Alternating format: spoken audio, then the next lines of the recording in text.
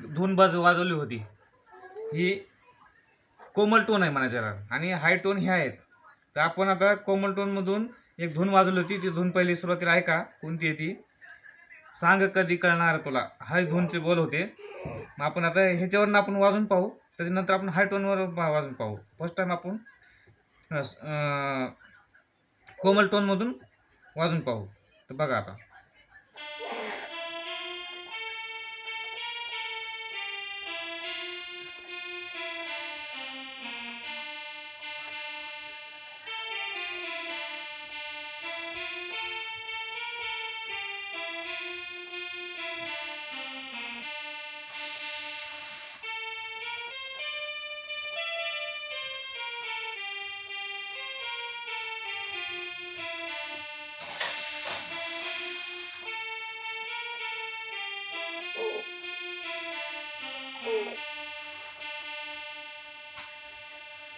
आता हे आपण कोमल टोनमधून पाठीमागच्या वेळेस वाजवलं होतं. आता आपण हाय टोनमधून वाजवणार आहेत.